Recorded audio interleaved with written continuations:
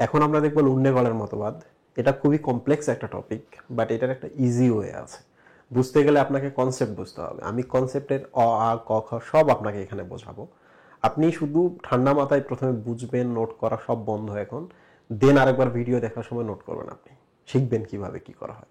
ওকে, তো লুন্ডে-গলের মতবাদ, definitely this is এ মতবাদ যেটা লুন্ডেগার্ড বলে একজন লোক আছেন উনি দিয়েছেন। এটাকে বলা হয় অ্যানায়ন শ্বসন। এটার আরেকটা নাম কি? অ্যানায়ন শ্বসন। তার মানে হলো এখানে শ্বসন প্রক্রিয়া ঘটবে বা মেটাবলিজম ঘটে, এটিপি উৎপন্ন হবে। এই এটিপিটা এই পরিশোষণে লাগবে, দ্যাট মিনস সক্রিয় পদ্ধতি, রাইট?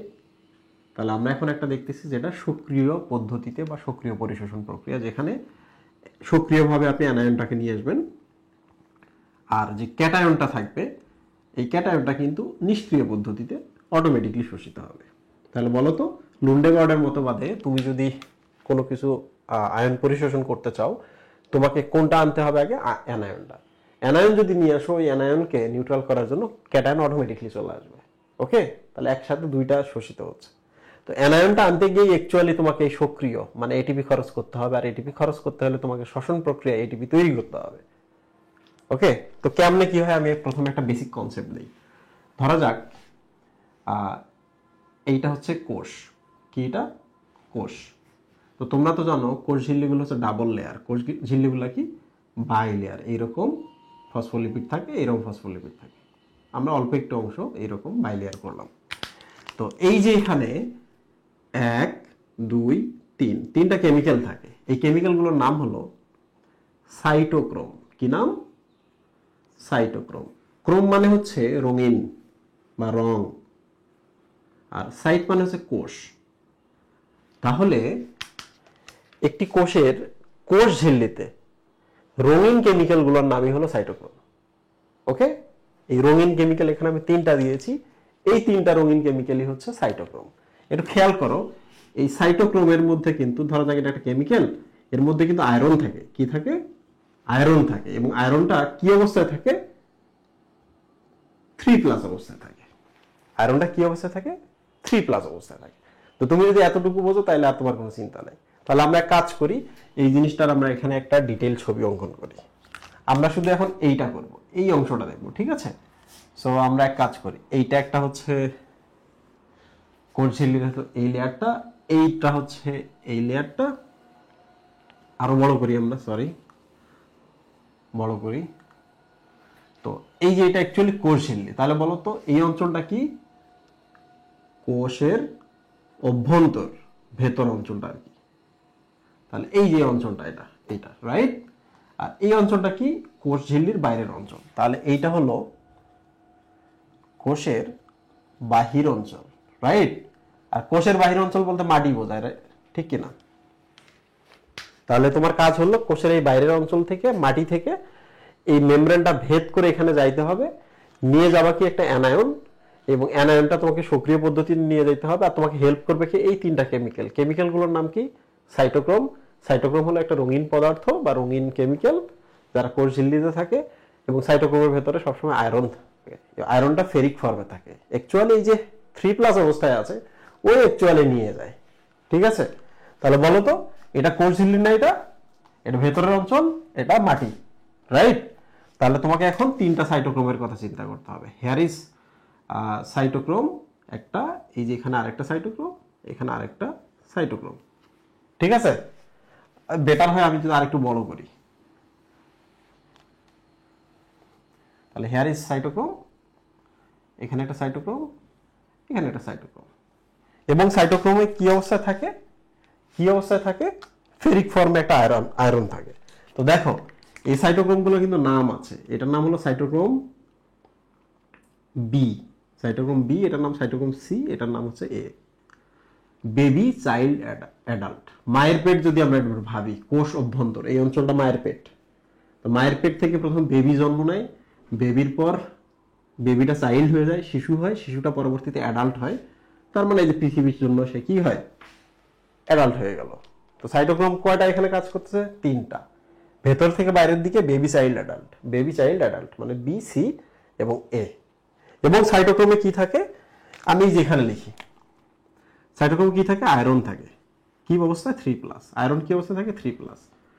আয়রন কি অবস্থায় থাকে? আয়রন কি অবস্থায় থাকে? 3+ অবস্থায় থাকে। তো এই হলো আমাদের cytochrome. So this is a cytochrome, this is cytochrome and this is cytochrome, যেখানে আয়রন থাকে 3+ অবস্থায়। ঘটনা শেষ। ওকে, তাহলে তোমাকে এখন আনতে হবে কি? এই 3+টা কি আনবে? অ্যানায়ন নিয়ে আসবে। তাহলে অ্যানায়ন যদি তুমি নিয়ে আসতে চাও, ধরো যাক দিস ইজ অ্যানায়ন, এই অ্যানায়নকে আনতে গেলে তোমাকে একটা ইলেকট্রন দিয়ে তাকে ধোঁকা দিতে হবে। যে একটা ইলেকট্রনের দিকে যাচ্ছে, তাহলে মাটি থেকে একটা অ্যানায়ন ভাববে আরে ইলেকট্রনও তো নেগেটিভ, নেগেটিভ তো বাইরে আসবে, তাহলে আমাকে ভেতরে গিয়ে নিউট্রাল করতে হবে। পজিটিভের কথা বাদ দেন। তাহলে এবার চিন্তা করেন যে আপনি যদি একটা নেগেটিভ কিছুকে নিয়ে আসেন এইদিকে, তাহলে এদিক থেকে একটা নেগেটিভ এদিকে যাওয়া শুরু করবে। সিম্পল। তাহলে নেগেটিভটা দেখেন, এই যে এখান থেকে একটা ইলেকট্রন এদিকে আসবে, এখান থেকে এদিকে আসবে, তখন অ্যানায়নটা এদিক থেকে এদিকে যাবে, এদিকে যাবে, এদিকে যাবে, এদিকে যাবে, ভেতর যাবে। ঠিক আছে? আচ্ছা, তাহলে আমরা এখন কাজ করি। সেটা হলো একটা ইলেকট্রনকে আমরা এদিকে নিয়ে আসি, তাহলে একটা অ্যানায়ন এদিকে যাওয়া শুরু করবে। ঠিক আছে? তো ইলেকট্রনটা তো তুমি পাবা না, মুক্ত ইলেকট্রন তুমি পাওয়া তোমার জন্য খুব মুশকিল। তো একটা ইলেকট্রন তোমাকে ক্রিয়েট করতে হবে। এই যে এটা কোর ঝিল্লি, তাই না? এটা কোর ঝিল্লির এই ভেতরের দিকে, এটা ভেতরের তল, এটা বাইরের দিক, বাইরের তল। ভেতরের তলের দিকে তুমি একটা ইলেকট্রন প্রডিউস করবা। কোথা থেকে? কোনো একটা কেমিক্যাল থেকে হাইড্রোজেন বাইর করলে তুমি কিন্তু ইলেকট্রন পাবা। তাহলে হাইড্রোজেন এবং এই যে প্রোটন, এখানে একটা রিঅ্যাকশন হইলো, এটার নাম হচ্ছে ডিহাইড্রোজিনেশন। কি নাম? ডিহাইড্রোজিনেশন। তো এই ডিহাইড্রোজিনেশন প্রক্রিয়া একটা এনজাইম কাজ করে, তার নাম ডিহাইড্রোজিনেজ। ডিহাইড্রোজিনেজ। তোমার দরকার একটা ইলেকট্রন, ইলেকট্রনটা তুমি যদি এদিকে আনো, একটা অ্যানায়ন ভেতরের দিকে চলে যাবে। সিম্পল। আর ইলেকট্রন নেওয়ার জন্য তোমাকে যাইতে হবে হাইড্রোজেনের কাছে। তাহলে হাইড্রোজেন নিজের ইলেকট্রনটা যেখানে দিল, তাহলে হাইড্রোজেনটা প্রোটন হয়ে গেল। তাহলে এই হাইড্রোজেনটা তুমি কোত্থেকে পাইছো? এই হাইড্রোজেনটা কোনো একটা কোনো একটা রাসায়নিক অণু আছে, সেখান থেকে বাইর করে নিয়ে আসছো। তো কোনো একটা রাসায়নিক অণু থেকে যদি তুমি একটা হাইড্রোজেন রিমুভ করো, তাহলে আমরা রিমুভ করলাম বা ডি করলাম। ডি মানে রিমুভ। হাইড্রোজেন রিমুভ করলে তুমি কিন্তু এইটা পেয়ে যাবে। তাহলে বলো তো, কোন একটা কেমিক্যাল থেকে হাইড্রোজেন যদি রিমুভ করতে চাও, রিঅ্যাকশনটার নাম কি? ডিহাইড্রোজিনেশন। আর এনজাইমটার নাম কি? ডিহাইড্রোজিনেজ। হাইড্রোজেনটা বের হয়ে আসলো, হাইড্রোজেন একটা প্রোটন এবং ইলেকট্রনে ভাগ হয়ে গেল। এই ইলেকট্রনটাকে তুমি এখানে দাও, এখানে দিবে ইলেকট্রনটা, এখান থেকে এখানে আসবে, এখান থেকে এদিকে আসতে থাকবে। তখন কি হবে? তখন কি হবে? এদিক থেকে একটা অ্যানায়নের দিকে যাওয়া শুরু করবে। তাহলে আমরা দেখি, এই যে দেখো, ইলেকট্রনটাকে তুমি এঁকে দাও, তাহলে Fe2+ হয়ে যায়। কি হয়ে যায়? Fe2+। এ আবার করে কি? ইলেকট্রনটা এখানে দিয়ে দেয়, তাহলে এটা এখন কি হয়ে যাবে? Fe2+। তাই না? একটা ইলেকট্রন নেগেটিভ চার্জ ছিল 3+, তাহলে একটা নেগেটিভ যখন এর সাথে যুক্ত হবে, তখন 3+টা নেগেটিভ 2+ হয়ে যাবে না? একটা নেগেটিভ পজিটিভ কমে যাবে না? আবার দেখো, এই ইলেকট্রনটা তুমি যখন এখানে দিবা, 3+টা হয়ে যায় 2+। এ যখন ইলেকট্রনটা এখানে দিয়ে দেয়, এ হয়ে যায় কি? 2+। তখন এ আবার আগের অবস্থায় ফিরে যায় না? তাহলে ইলেকট্রন কোথায়? এখানে।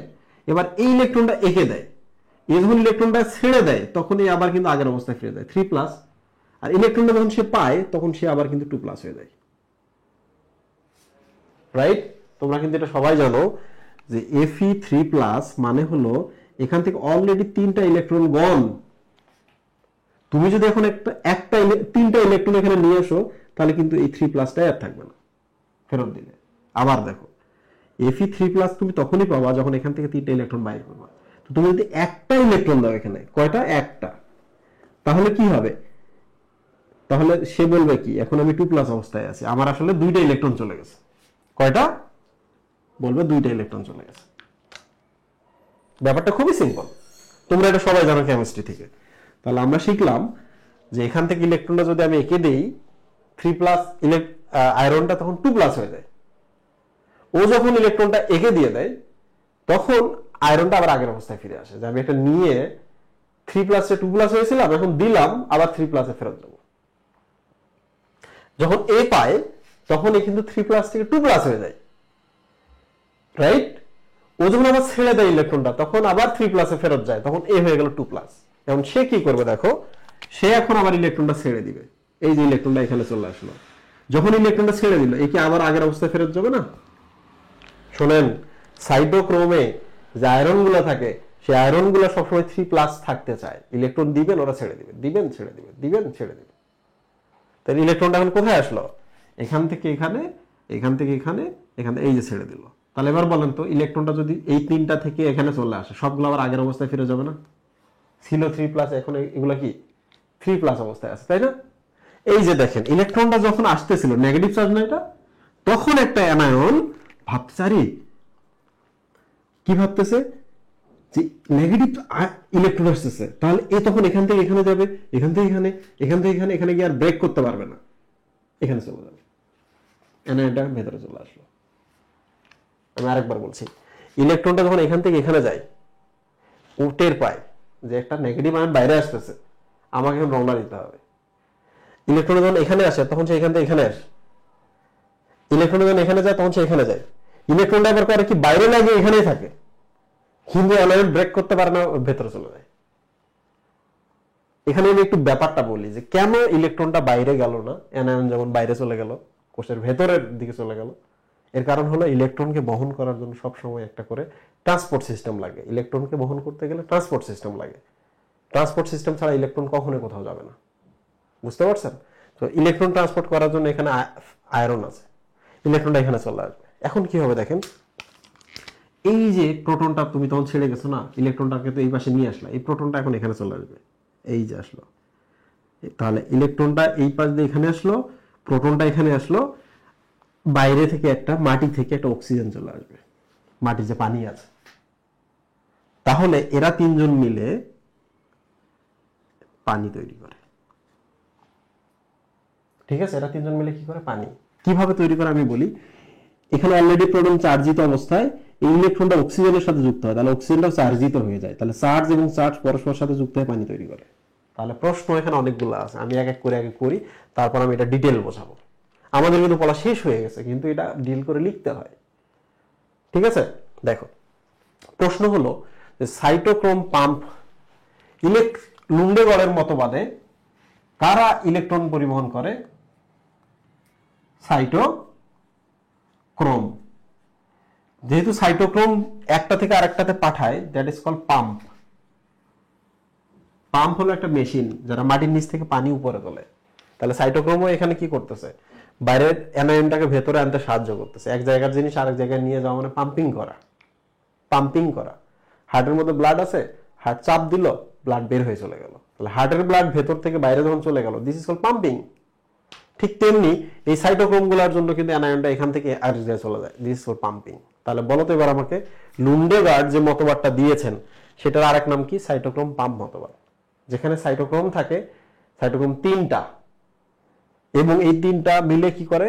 অ্যানায়নটাকে পাম্পিং করে, বাইরে থেকে ভেতরে নিয়ে আসে, মাটির নিচ থেকে উপরে তুলতেছে, রাইট? পানি তোলার মতো। তো এবার চলে আসে সাইটোক্রোম কয়টা থাকে? 3টা। সাইটোক্রোম বি, সি, এ।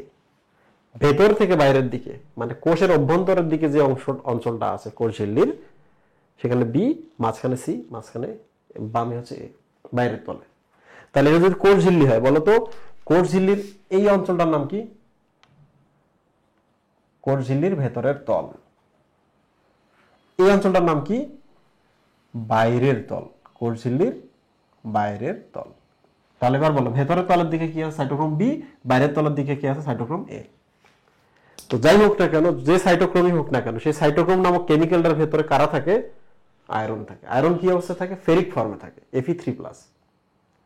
Fe3+, এরা আসলে কি করে? এরা অ্যাকচুয়ালি ইলেকট্রন পরিবহন করে। আপনাকে এখন ইলেকট্রন আনতে হবে, এখানে ভেতর থেকে বাইরের দিকে ইলেকট্রন নিয়ে আসবেন, অ্যানায়নটা তাহলে বাইরে থেকে ভেতরের দিকে আসবে, রাইট? কি হচ্ছে দেখেন, ইলেকট্রন পাওয়ার জন্য আপনাকে হাইড্রোজেনের কাছে যাইতে হয়, আর হাইড্রোজেন খুঁজতে হলে আপনাকে কোনো একটা কেমিক্যাল থেকে হাইড্রোজেনটা বের করে আনতে হয়। হাইড্রোজেন যদি বের করে আনেন কোনো কেমিক্যাল থেকে, সেই বিক্রিয়াটার নাম হচ্ছে ডিহাইড্রোজিনেশন, আর এনজাইমটার নাম হচ্ছে ডিহাইড্রোজিনেজ। এই এজ মানে এনজাইম। ওকে, তো আপনি ইলেকট্রনটা যদি বের করে নিয়ে আসেন, তাহলে হাইড্রোজেনের প্রোটন এবং ইলেকট্রন দুইটা আলাদা পার্ট হয়। প্রোটনটা ভেতরের তলের দিকে আসে, ইলেকট্রনটা ভেতরের তল থেকে এদিকে যায়, এইটা এইটা এইটা।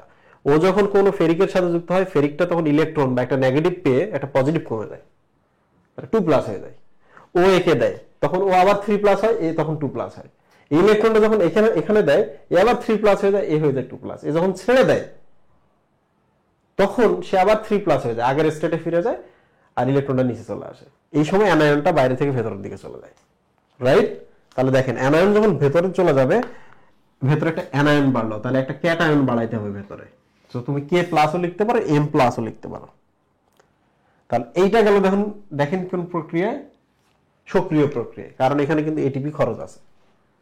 তাহলে বলেন অ্যানায়নটা কোন প্রক্রিয়ায় যায়? সক্রিয় প্রক্রিয়া। এই যে আমি এখানে লিখছি, অ্যানায়নটা এটিপি খরচ করে ভেতরে আসে সাইটোক্রোমের সাহায্যে। অ্যানায়নটা ভেতরে আসলো সাইটোক্রোমের সাহায্যে, বাট সক্রিয় প্রক্রিয়ায়। তার মানে ক্যাটায়নটা কোন প্রক্রিয়ায় গেল? নিষ্ক্রিয় প্রক্রিয়া, ব্যাপন প্রক্রিয়ায়। ভেতরে একটা অ্যানায়ন বাড়ছে, তাহলে একটা মাটি থেকে ক্যাটায়ন গিয়ে তাকে নিষ্ক্রিয় করলো। ঠিক আছে, এই হলো পুরা লুন্ডেগার্ডের মতবাদ। এখন আমরা পুরো ব্যাপারটা হচ্ছে আরো ইন ডিটেল চিত্রের মাধ্যমে বুঝবো। ঠিক আছে, এই জিনিসটা তো আশা করছি বুঝছেন আপনারা।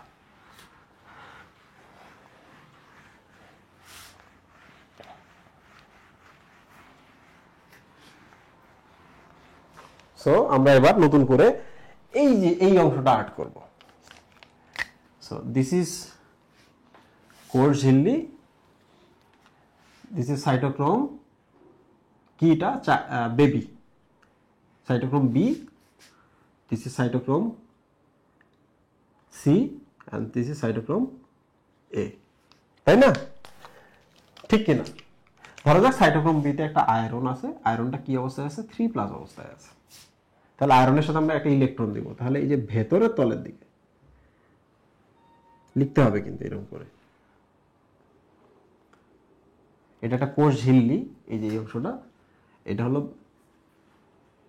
ভেতরের তল, এই কোষ ঝিল্লির এটা বাইরের দিকটা। সো দিস ইজ বাইরের তল। ঠিক আছে, তো এখন কি হবে দেখো, কোষ ঝিল্লির ভেতরের তল থেকে বাইরের তলের দিকে ইলেকট্রন নিয়ে যেতে হবে। So here is electron, electron electron আসছে থেকে একটা হাইড্রোজেন থেকে, তাহলে এই যে প্রোটন পার্টটা এখানে। তাহলে যে জায়গা থেকে আসছে এনজাইমটার নাম কি ছিল? ডি হাইড্রোজিনেস। আর ডিহাইড্রোজিনেস এনজাইম কাজ করে এটা তৈরি করলো, কিন্তু বিক্রিয়াটার নাম কি? ডিহাইড্রোজিনেশন। ওকে, তো এবার দেখো এই ইলেকট্রনটা এবার কার সাথে যুক্ত হবে? আয়রনের সাথে। এবার বলো তো, আয়রনটা যেই না ইলেকট্রনটা পেয়ে যাবে, আয়রন কি হয়ে যাবে? Fe2+। ইলেকট্রন হচ্ছে মাইনাস, আর এটা হচ্ছে 3+ অবস্থায় তো সবসময়ই থাকে। তাহলে একটা মাইনাস আর 3টা প্লাস একসাথে হলে 2টা প্লাস অবশিষ্ট থাকে, তাই না? 3টা প্লাস একটা মাইনাস, তাহলে একটা প্লাস মাইনাস কাটা, তাহলে 2টা প্লাস থাকে। Fe2+ হলো, এই যে দেখেন এখানে। এখন প্রশ্ন হলো, এই আয়রনটাই কি এটা না? হ্যাঁ, আমরা মিশাই দিলাম না, এবার আমরা রেখে দিছি, পরিবর্তনটা এবার দেখবো। তখন তো আমরা একটাই রাখছিলাম, তাই না? এবার আমরা পরিবর্তনটা দেখবো। Fe3+ কিসে পরিণত হয়? Fe2+ পরিণত হয়। এবার দেখো এই পাশে একটা Fe3+ আছে কি না? সাইটোক্রোম সিতেও তো 3+ অবস্থায় আছে কি না? তো এই ইলেকট্রনটা এখন এখানে আছে না? এটা তো নাই, এই জিনিসটা তো নাই। ইলেকট্রন যখন এর সাথে আসে, এ নাই হয়ে এটা হয়ে যায়, তো এ তো নাই। তাহলে ইলেকট্রনটা কোথায়? এই যে এখানে। ইলেকট্রনটা করবে কি? সে একে দিবে। একে যখনই দিবে তখন এ কি হয়ে যাবে? Fe2+। তাহলে এ কি আর আছে? নাই, আয়রন তো একটাই এখানে। তো যাই হোক, এই যখন ইলেকট্রনটা একে দিবে, তখন এ কিন্তু আবার নিচের অবস্থায় ফিরে যাবে, এইটা হয়ে যাবে। তখন কিন্তু এটা নাই, তখন এখন আয়রনটা কি অবস্থায় আছে? এই অবস্থায় আছে। তাহলে ইলেকট্রন এখন কোথায়? ইলেকট্রন এখন এই যে এই জায়গায়, সাইটোক্রোম সিতে। সাইটোক্রোম সি এবার করবে কি? ইলেকট্রনটাকে সাইটোক্রোম এর Fe3+ কে দিবে, একে দিল, তখন এ এবার কি হয়ে যাবে? ইলেকট্রন পেয়ে Fe2+। এই ইলেকট্রনটা কাকে দিল? একে দিল, তখন এ আবার কি হবে? ইলেকট্রন দেওয়ার পর নিজের আগের অবস্থায় ফিরে যাবে না? যাবে কিনা? তাহলে এখন দেখো তো, এই যখন ইলেকট্রন পেয়ে এটা হয়েছিল, ইলেকট্রনটা যখন এড়ে দিল, তখন কিন্তু সে এখন এই অবস্থায় আছে। খেয়াল করে দেখো, কে কোন অবস্থায় আছে জানতে হবে। ইলেকট্রনটা যখন এ পায়, পেয়ে তখন এইটা হয়ে যায়। তো এই আবার পাশের জনকে যখন দিয়ে যায়, তখন সে আবার তো আগের অবস্থায় ফিরে যায়। তখন ইলেকট্রনটা আবার আয়রনটা আবার কোন অবস্থায় আছে? এই অবস্থায় আছে। সো সাইটোক্রোম বিতে আয়রন এখন এই অবস্থায়, সাইটোক্রোম সিতে দেখো আয়রন আবার 3+ অবস্থায় চলে গেছে, রাইট? তো এই যখন ইলেকট্রনটা 3+ কে দিছে, তখন সে 2+ হয়ে গেছে। তাহলে এখানে এখন সাইটোক্রোম এ তে আয়রনটা কি অবস্থায় আছে? 2+। এখন আয়রন 3+ যদি যাইতে চায় কি হবে? ইলেকট্রনটাকে ছেড়ে দিতে হবে। তাহলে সে এবার কি করবে দেখো, ইলেকট্রনটাকে ছেড়ে দিছে, এই যে ইলেকট্রন এখানে।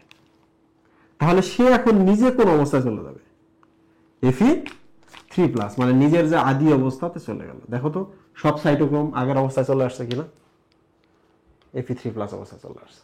স্টুডেন্ট এখন যেটা হবে দেখো, সেটা হলো এই যে প্রোটনটা ভেতরের তল থেকে এখন বাইরের তলের দিকে আসবে। প্রোটন এখান থেকে আসবে অক্সিজেন, এবং এই তিনজন মিলে তৈরি করবে পানি। প্রশ্ন যদি এবার করি, বলো তো ইলেকট্রন কোন তলে উৎপন্ন হয়? বলবো কোষ ঝিল্লির ভেতরের তলে ইলেকট্রন উৎপন্ন হয়। ডিহাইড্রোজেনেজ এনজাইম কোন তলে কাজ করে? ভেতরের তলে। ভেতরের তলে কোন বিক্রিয়া হয়? ডিহাইড্রোজেনেশন বিক্রিয়া হয়, রাইট? ভেতরের তলে কোন সাইটোক্রোম থাকে? Cytochrome B. এবার বলো পানি তৈরি হয় কোন তলে? বাইরের তলে। বাইরের তলে সাইটোক্রোমের নাম কি? সাইটোক্রোম এ। বাইরের তলে পানি তৈরি হয় কিভাবে? এটা হলো এই সাইটোক্রোমের ইলেকট্রন দ্বারা। 2 নম্বর হচ্ছে ভেতরের তলের প্রোটনটা এখানে চলে আসবে, আর মাটি থেকে অক্সিজেন চলে আসবে, পানি তৈরি হবে। তাহলে এই প্রশ্নগুলো কিন্তু জানতে হবে, কোথায় কোনটা কিভাবে ঘটছে, খুবই সিম্পল। এখন প্রশ্ন হলো যে অ্যানায়নটা কোথায়? ওকে, অ্যানায়নটা কোথায়? আচ্ছা তোমরা আমাকে বলো তো, Fe3+ যখন অবস্থায় আছে, আয়রন 3+ অবস্থায় আছে, তার মানে এখানে 3টা অ্যানায়নও আছে কিনা এটাকে নিউট্রাল করতে। 3টা পজিটিভ অবস্থায় যদি থাকে, এখানে 3টা অ্যানায়নও থাকবে নেগেটিভ অবস্থায়, রাইট? নিউট্রাল অবস্থায় রাখার জন্য। এবার তোমরা চিন্তা করো তো, যে ইলেকট্রনটা আয়রনের কাছে আসছে, আয়রন কি হয়ে গেছে? 2+, তাহলে 3টা অ্যানায়ন কি আর এখানে থাকবে? 2টা অ্যানায়ন থাকবে না? থাকবে কিনা তোমরা তো জানো, ধরা যাক এইটা Fe3+ আর হচ্ছে 3টা ক্লোরাইড আয়ন, এই তো নাকি? আয়রন যখন 3+ অবস্থায় থাকে, তখন তার সাথে 3টা ক্লোরাইড আয়ন থাকে, ফেরিক ক্লোরাইড। সেম ব্যাপার, আয়রন যখন 3+ অবস্থায় থাকে, এটাকে নিউট্রাল করার জন্য সাইটোক্রোমে 3টা অ্যানায়ন আছে। তাহলে 3টা প্লাস 3টা মাইনাস, শেষ। তোমরা এবার বলো, যে ইলেকট্রনটা আয়রনের কাছে আসছে, আয়রন কি হয়ে গেল? 2+। তো এখন কি 3+ রাখতে পারবেন আপনি সাইটোক্রোমে? সাইটোক্রোমে এখন আয়রনটা কি অবস্থায় আছে? 2+। তাহলে অ্যানায়ন এখন কয়টা থাকবে? 2টা। তাহলে অতিরিক্ত আরেকটা অ্যানায়ন কই গেল? এই অ্যানায়নটা এই যে দেখো, এই পাশ দিয়ে বের হয়ে যায়। আমি তো আর থাকতে পারলাম না এখানে, রাইট?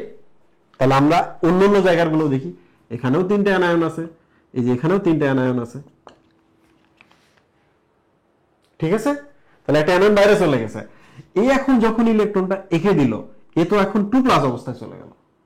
এর সাথে যে 3টা অ্যানায়ন ছিল, এ এখন কয়টা অ্যানায়ন থাকবে এখানে? কয়টা অ্যানায়ন? 2টা অ্যানায়ন, রাইট? যেই না 2টা অ্যানায়ন হয়ে গেল, তাহলে অতিরিক্ত অ্যানায়নটা এখন কই গেল? অতিরিক্ত যে অ্যানায়নটা 3+টা যখন 2+ হয়ে গেল ইলেকট্রন পেয়ে, তখন অতিরিক্ত আরেকটা অ্যানায়ন এখানে আর থাকতে পারবে না, কারণ তখন অ্যানায়ন 3টা হবে আর ক্যাটায়ন 2টা হবে। তখন কিন্তু বিপদ হয়ে যাবে। তখন হয় কি, এই যে 3+টা 3টা অ্যানায়ন, যখন 2+ হয় 2টা অ্যানায়ন হয়, তখন মানে একটা অ্যানায়ন আর নাই। এই অ্যানায়নটা অ্যাকচুয়ালি এই যে এখানে চলে গেছে, কারণ এখানকার একটা অ্যানায়ন যখন বাইরে যায় না, তখন তো এই অবস্থায় যায়। দেখো তোমার মাথা কিন্তু ঘুরবে, বাট খুবই মজার। এখান থেকে একটা অ্যানায়ন বাইরে গেছে, গিয়ে তো এই অবস্থায় আসলো, রাইট?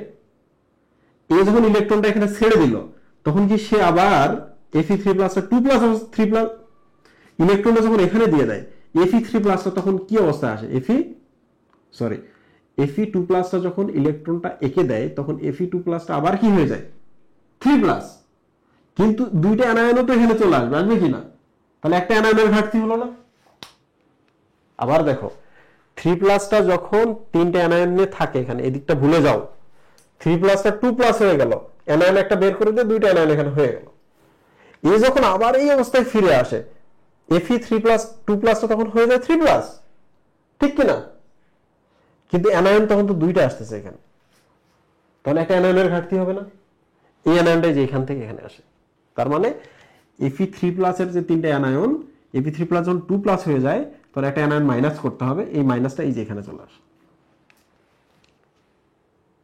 ঠিক আছে? যদি না বোঝেন আমি আবার দেখাচ্ছি।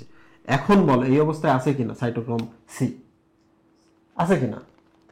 2+ থাকলে 2টা অ্যানায়ন, এটা শুধু মনে রাখো। এই যখন একটা ইলেকট্রনটা এঁকে দেয় Fe3+টা, তখন কি হয়ে যায়? 2+। এখন বলো তো, সাইটোক্রোম এ তে ইলেকট্রনটা আসার পর Fe3+ এখন কি অবস্থায় গেছে? 2+। তখন কি তিনটা অ্যানায়ন আর এখানে থাকতে পারবে? একটা অ্যানায়ন এই পাশে চলে যাবে, অ্যাকচুয়ালি এখানে যায় না অ্যানায়নটা, একটা অ্যানায়ন এই যে এই পাশে এই যে এখানে যায়, তখন এখানে কয়টা তখন অ্যানায়ন থাকবে? দুইটা। তাহলে অ্যানায়নটা অ্যাকচুয়ালি যাচ্ছে কিভাবে দেখো, 3+ এর একটা অ্যানায়ন যখন এখানে বের হয়ে যায় তখন দুইটা অ্যানায়ন এখানে আসে, এই যখন এখানে দেয় তখন এর তিনটা অ্যানায়নের একটা এই যে এই জায়গায় চলে আসে এখানে। আবার 3+ থেকে যখন 2+ হয়ে যায় তখন তার একটা অ্যানায়ন এখানে তো দিয়ে দিছে এই অবস্থা।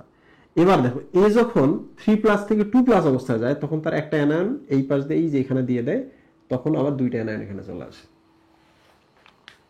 তোমার যদি খুব কঠিন মনে হয় তুমি এক কাজ করবা, তুমি একটা অ্যানায়ন এই পাশে বের করে দিবা, 3 এর নিচে 3 অ্যানায়ন, 2 এর উপরে 2 অ্যানায়ন, 3 এর উপর 3 অ্যানায়ন, 2 এর কাছে 2 অ্যানায়ন, 2 এর কাছে 2 অ্যানায়ন, 3 এর কাছে 3 অ্যানায়ন লিখে ফেলবা, প্রবলেম সলভ।